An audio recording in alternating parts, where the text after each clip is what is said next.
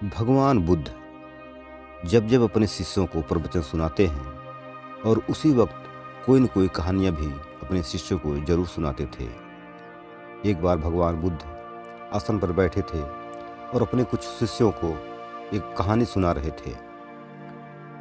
बुद्ध ने कहा, बहुत पुराने ज़माने की बात है, एक पथिक 10 दिनों से पैदल ही चल रहा था। रास्ते में उसे 4 बूढ़ियाँ मिली। पथिक ने उनके पास से गुजरते हुए कहा, माई राम राम। राम राम चारों ने एक स्वर में कहा। पथिक के चले जाने के बाद वे आपस में झगड़ने लगी। चारों यही कह रही थी कि संसार में मैं ही सबसे बड़ी हूँ, इसलिए पथिक ने मुझसे ही राम राम की है। तभी उनमें से एक बुढ़िया ने कहा, बहनों, क्यों न हम पथिक से ही पूछ लें कि उसने हमसे किससे राम राम की है। वे दौड़कर पथिक के पास पहुंची और बोली, बेटे, तुमने हमसे किससे राम राम की है? आप में जो सबसे बड़ी है, पथिक ने उत्तर दिया। लेकिन बेटे, हम सभी अपने को एक दूसरे से बड़ी मानती हैं, एक बुढ़िया ने कहा। पथिक ने पहली बार बुढ़िया से पूछा, मैया, तुम्हारा नाम क्या है और मैं तुम अपने को दूसरों से बड़ी क्यों मानती हो? बुढ़िया बोली, बेटा, मेरा नाम भूख है। संसार में भूख से बड़ी कोई ताकत नहीं है। भूखा प्राणी बड़े से बड़ा पाप और अन्याय कर सकता है। बुढ़िया की बात सुनकर पथिक बोला, मैया, शायद तुम नहीं जानती कि संसार में आधे से अधिक जनता भूखे पेट सोती है।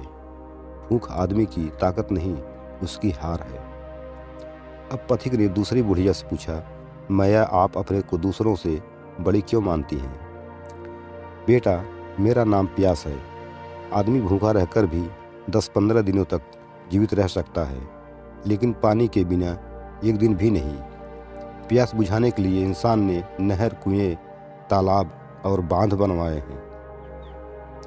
इस बार पथिक मुस्कुराकर बोला, मैया, तुम बड़े भ्रम में जी रही हो। इंसान ने कुएं, तालाब, बांध और नहरें मनुष्य की प्यास बुझाने के लिए बनवाए हैं, परंतु इनसे मनुष्य की प्यास बुझी कहाँ? लाखों लोग आज भी प्यासे हैं, तो बताओ यह कैसी ताकत है? अब पथिक ने तीसरी बुढ़िया से भी अपने को बड़ा मानने का कारण पूछा।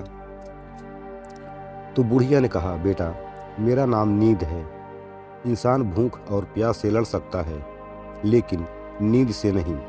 युद्ध में बड़े बड़े योद्धा भूखे प्यासे कई दिनों तक लड़ते रहते हैं, लेकिन नींद से सामने वह भी हारे। पथिक हंसा और बोला, मैया, सचमुच तुम बड़ी हो सकती हो, लेकिन तुमने इंसान को इतनी गहरी नींद में सुलाया कि हजारों साल से वह अपने ऊपर होने वाले अत्याचार और अन्याय को भी भूल गया है। तुम इसे अपनी शक्ति मानती हो, लेकिन मैं नहीं। अब बारी चौथी बुढ़िया की थी। पथिक ने हंसते हुए कहा, मैया, तुम भी बताओ अपने बारे में। बेटा, मेरा नाम आशा है। कमजोर और हारे हुए व्यक्ति को मैं शक्ति देती हूँ। जब मनुष्य सब जगह से निराश हो जाता है, तब मैं ही उसे ढाढ़स देती हूँ, उसे फिर लड़ने के लिए प्रोत्साहन और प्रेरणा देती हूँ। बुढ़िया की बात सुनते ही पथिक गंभीर हो गया। वो उछल खड़ा हो गया। उत्साह से कहा, बस मैया, आपको कुछ और कहने की आवश्यकता नहीं है। तेरे सहारे ही तो मैं भूखा प्यासा दिन रात पैदल ही अपने लक्ष्य की ओर बढ़ रहा हूँ। आशा के सहारे ही तो आज आदमी जीवित है।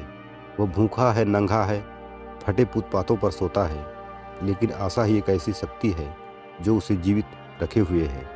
इसलिए मेरी समझ में आशा मैया आप सबसे ही बड़ी है। इतना कहकर पथिक ने आशा मैया को प्रणाम किया और अपनी मंजिल की ओर बढ़ गया। सुना है कि पथिक ने अपनी मंजिल को पा लिया है। इतना कहकर भगवान बुद्ध ने अपने शिष्यों से कहा कि आशा एक ऐसी चीज है जो दुनिया के सहारे, इसी के सहारे दुनिया चल रहा है। जिस दिन इंसान आशा छोड़ देगा, उसी दिन उसका सारी समाप्ति हो जाएगी। तो दोस्तों, यह थी एक कहानी। सचमुच में आशा इंसान का जीवन ही है और इंसान से आशा से ही जीवन चल रहा है। तो यह कहानी आपको कैसी लगी, हमको ज़रूर बताएं। फिर मिलते हैं अगले वीडियो में।